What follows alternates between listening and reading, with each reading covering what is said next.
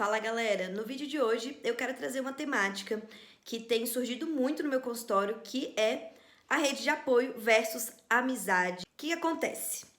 Quando a gente pensa em amizade, a gente vai lá para nossa infância, a gente percebe que as nossas amizades são realizadas e elas se constroem em cima da distância. Então, os amigos que você tem são aqueles amigos que estão convivendo no seu dia a dia. Na escola, no seu bairro, debaixo do bloco, na padaria que você vai, no clube que você frequenta, ou então nos lugares que os seus pais te levam para poder frequentar, onde tem crianças e você acaba fazendo amizade. Então a gente não tem muita escolha, né? A gente acaba fazendo amizade pela circulação de pessoas que já estão ali naquele nosso meio. Quando a gente vai para a adolescência, a gente já começa a saber mais ou menos com quem a gente quer andar. E aí a escola abre uma possibilidade enorme de pessoas para você conhecer. Além disso, você tem o privilégio de já ter feito atividades extracurriculares, esporte, línguas, artes, né? Robótica, programação, enfim. Atividades extracurriculares também dão oportunidade de você criar laços de amizade. E aí a gente acha que quanto maior a quantidade de amigos a gente tem, mais feliz a gente tá. Então são vários ciclos de amigos, várias tribos que se interconectam e tudo mais. Então, pelo menos pra mim, não sei pra vocês, eu percebia isso e eu também sentia isso em que quanto mais amigos eu tinha, mais importante eu era por conta da fase de desenvolvimento, que é esse o momento de você descobrir a sua sexualidade, sua identidade, né, sua orientação sexual. Então, você quer ter uma quantidade grande de experiências e de possibilidades. Só que quando você vai para a faculdade e aí você já escolheu um curso, ali você já começa a ter uma vivência diferente. Porque nesse curso você não sabe quem vai estar. Vão ter pessoas mais velhas, pessoas da sua idade, dependendo do horário, do turno, da faculdade que você vai, são pessoas diferentes que vão estar frequentando ali, são pessoas com culturas diferentes, com religiões diferentes, que vieram de outros lugares, às vezes nem moravam ali e vieram de outros estados, seja do interior, seja de uma capital, pessoas que têm mais poder aquisitivo, pessoas que estão pagando uma faculdade ou pessoas que não estão pagando uma faculdade, pessoas que entraram pelo Enem, por programas do governo para conseguir pagar um curso, enfim, são N realidades dentro de uma sala. E quando você sai dessa sala, você se depara com outros cursos, com outras pessoas, então é um universo muito grande de possibilidades.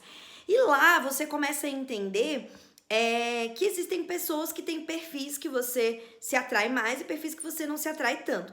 Claro que eu tô dizendo aqui de uma forma generalista. Tem pessoas, e eu percebo que as gerações mais atuais, elas têm uma visão mais atualizada da forma como a sociedade é construída. Então elas já estão debatendo questões de gênero, de orientação sexual, questão política, né, questão de raça, de etnia, muito antes do que a minha época, pelo menos. Na faculdade você tem a experiência de poder conhecer várias coisas diferentes, várias pessoas diferentes e realidades diferentes e começar a, de fato, concretizar um pouco mais o tipo de amizade que você quer ter.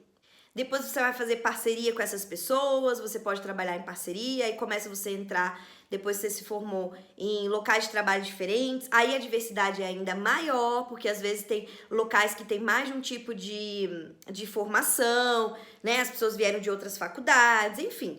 E aí vai abrindo o leque. Só que a gente vai reparando que a quantidade já não vale mais. O que vale pra gente, quando a gente já tá adulto, é a qualidade desse relacionamento.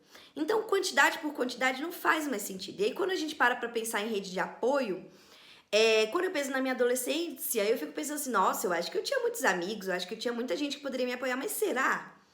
E aí, quando você chega na fase adulta, que você começa a precisar de algumas coisas, precisar de alguma ajuda, mais prática mesmo. Como, por exemplo, eu tive a experiência essa semana de uma pessoa que eu conhecia, que eu me relacionei, ela faleceu.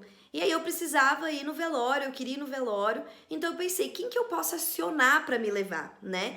E veio apenas uma pessoa na minha cabeça. Então, assim, de fato, quem são essas pessoas que a gente está se relacionando? Então, a vida adulta começa a demandar outras coisas, né? Então, e na fase adulta, as nossas ajudas, o que a gente precisa, muitas vezes é prático, né? É algo do concreto, é algo de um deslocamento, buscar alguém, levar alguém, ou então me acompanhar numa atividade que eu não gosto tanto, como ir num médico, né, ir num exame que eu não gosto. Quem são essas pessoas que estão nesses momentos do dia a dia, da prática, do cotidiano, que podem de fato e se disponibilizam de fato para estar com a gente? E aí a gente começa a pensar, e eu acho que também, acho não, a pandemia também trouxe isso. Quem são os meus amigos de fato? Eu estava esses dias conversando com um amigo e ele veio me falar assim: a pandemia me fez perceber que os meus amigos eram de balada.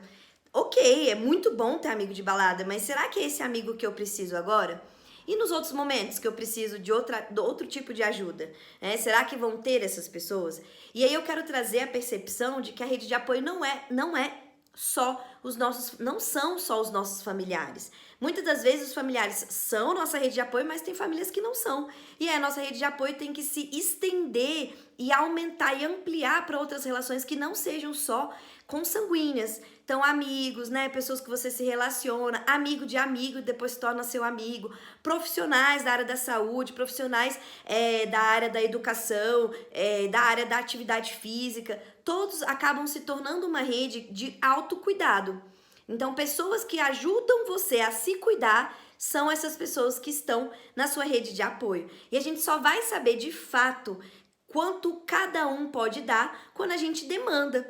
Então, se eu tenho uma amizade que eu não sei se ela iria num velório comigo, por exemplo, mas hoje eu preciso dela, eu vou chamar ela, e aí sim, quando eu chamar, a gente vai ver se essa pessoa tem disponibilidade emocional e de tempo. Porque muitas das vezes essas amizades também não têm condições. Vai depender do momento de vida delas, vai depender de várias outras coisas da vida delas. Então a gente tem que ampliar esse leque de possibilidades e é por isso que eu estou pensando, já vou até já jogar aqui, em abrir um grupo terapêutico, principalmente para mulheres, para poder a gente fazer um grupo terapêutico e ampliar esse leque de possibilidades de pessoas que se conectam por algum tipo de temática. Eu ainda estou pensando como eu vou fazer, eu ainda estou maturando a ideia, mas eu achei que, mas eu como sujeito percebo que ter e participar de grupos terapêuticos me ajudam muito a criar rede com pessoas que pensam mais parecido comigo, com pessoas que têm um alinhamento mais semelhante à minha forma de enxergar o mundo. Tudo isso me ajuda a conseguir abrir minha intimidade para o outro e de fato colocar ele na minha rede de apoio. Então, rede de apoio também tem a ver com intimidade, a gente conseguir mostrar a nossa vulnerabilidade para aquela pessoa e pedir ajuda quando a gente precisa. Aproveita então, coloca aqui embaixo, marca aquela pessoa que é muito especial para você, que é a sua rede de apoio, que você faz questão que esteja nesse seu ciclo, ou então pensa um pouquinho, para um pouquinho e comenta aqui se você de fato começou também na pandemia a pensar que tipo de amizades vocês tinham antes e que tipo de amizades vocês querem a partir de agora.